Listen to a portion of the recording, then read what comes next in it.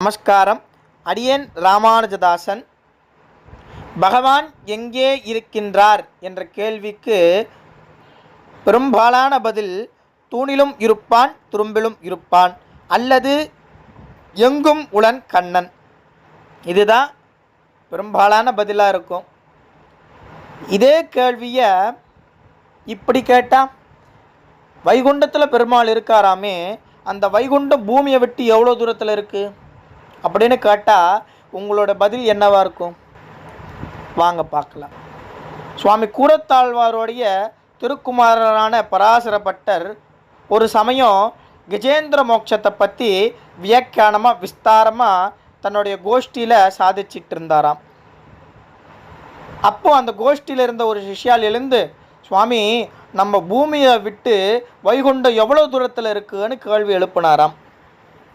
அதற்கு சுவாமியும் கஜேந்திரன்ற யானை, ஓ நாராயணா மணிவண்ணா நாகனையாய் வாராயன் ஆடிர நீக்காய், வாராயன் ஆடிரர நீக்காய் என் ஆதிமூலமேன்னு ஒய்யாரமாக கத்தின உடனே அந்த ஆதிமூலமேன்ற ஒரு வார்த்தை பெருமான் செவிக்கு எட்டி, பெருமான் உடனே தன்னுடைய கருடன் மேலே அமர்ந்து ரட்சிக்க ஓடி வந்தார். அப்படின்னோம்னா வைகுண்டம் கூப்பிட்ற தூரத்தில் தான்ப்பா இருக்குது அப்படின்னு சொன்னாராம்.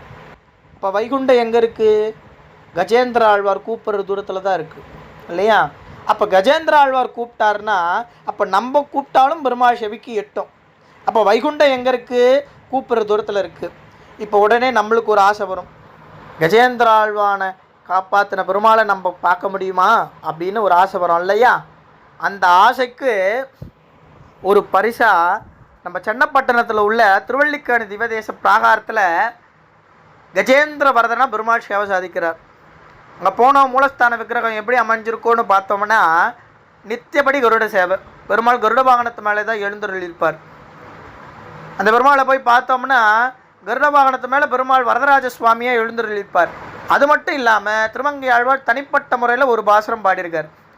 மீனமர் பொய்கை நான்மலர் கொய்வான் வேட்கையோடு சென்றிறைந்த காணவர் வாழம் கையெடுத்தளர கரா அதன் காலினை கதுவ ஆணையின் துயரம் தீரப்புள்ளூர்ந்து சென்ற நின்ற ஆளி தொட்டானை தேனமர் சோலை மாடமாமயிலை திருவள்ளிக்கேணி கண்டேனே.